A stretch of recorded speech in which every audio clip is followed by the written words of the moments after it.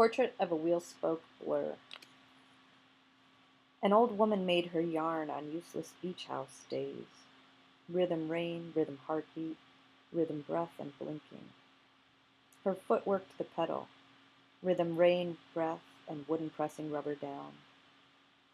Inside on the porch during the rain, her hand held a strand between two old purple-veined fingers, rolling, twisting, holding the newly made thread out at a full arm's length, and on a spool spun dandelion-dyed, woolen-stretched rhythm and wooden pressing rubber down.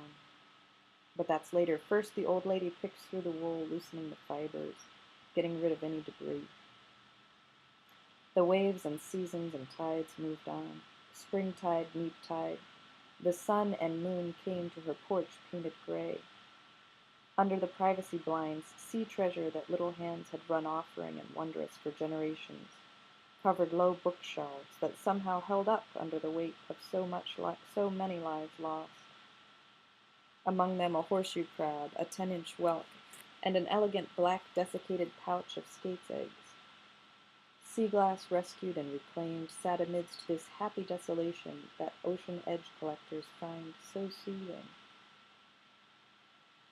No one walking on a beach, looking, searching, hoping, thinks much of dead droves of sea creatures, or of the churning, sandy, blasting hell where sharp brokenness is pummeled to nothing.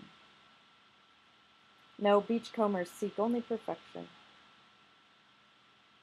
Children built her house. Such children had gone off and come back parents and grandparents, and on the smooth, wooden, painted floor, this great-aunt, grandmother, mother, sister, daughter, wife's pedal hit in quiet rhythm with wooden pressing rubber down, and rhythm afternoon slant light, and blackberry-stained ghosts spinning down the beach from Penny Rock and Briarcroft, with their headless chickens to scald, and their dead footstep rhythm pressing memories down, from Mile Rock to Port Jeff. Perfection, uniformity, what nonsense and bother for a woman who raised 5 kids under the moon and sun's tense, constant dance of evasion. Why worry?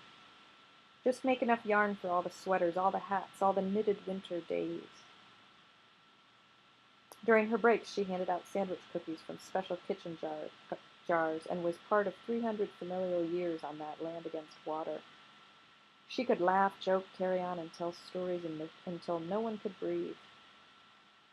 Old ladies don't smell like smoke anymore, but with that strand of wool held out at arm's length, and that pedal working over and over and over and over, she focused on nothing but uniformity. The pedal hit the hollow wooden porch floor, and the waves hit the pummeled nothing sand, and the heat hit the middle of nowhere house roof, and the steel flag clips hit the factory-made pole, and the bottom of the sailboat hit her gravelly stretch of beach, got pulled up above the endless tide line through innumerable pre-sorted shell-marked graves, and the rubber-edged garage door pressed down softly against moss and evening as it ended her driveway. She was caught spinning and was rhythm witness to summer migrations. Rolling the thread up with 2 fingers and dropping that spindle again, she fed clouds into simple machines, after all the required rhythm to tease and coax oily wool, full of seeds and twigs and leftover sheep curls, into something useful. She lays some fiber on the bed of nails. It's called carding. Have you seen it done? Imagine holding 2 pet grooming brushes, one in each hand, used to pull hundreds of slight bent wires across each other and across the wool.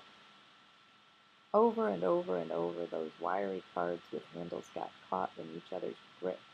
As her wrists flicked, her hands flipped, and the wires yanked through a woolen puff until every tangled twist let go. A childhood friend might ask why.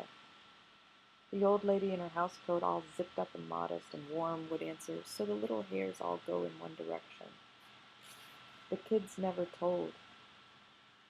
On the deck, where flag shadows flapped on sunny days, the gray paint was hotter than such a light color should be, and rhythm feet ran up from their swims, from their high-tide screaming cannonballs off barnacled jetties, and their 9.5 rated Olympic swan dives off smooth-topped granite boulders into her jellyfish-strewn seaweed waves.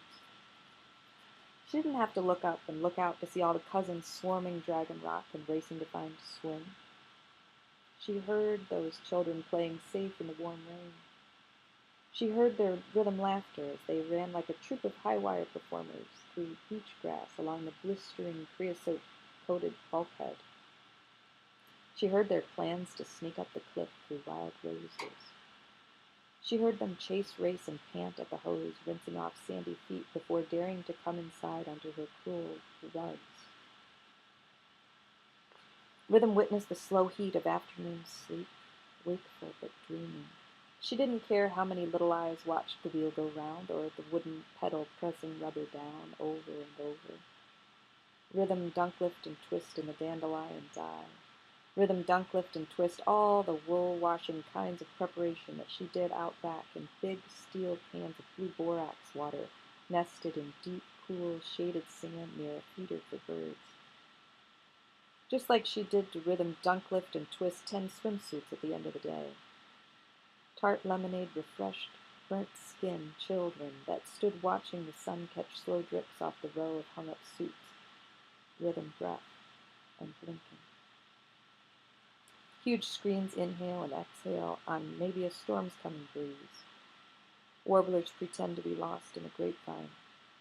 The smell of sandalwood drifts through the slow tossing briar and locust brambles, as does the sound of laughter.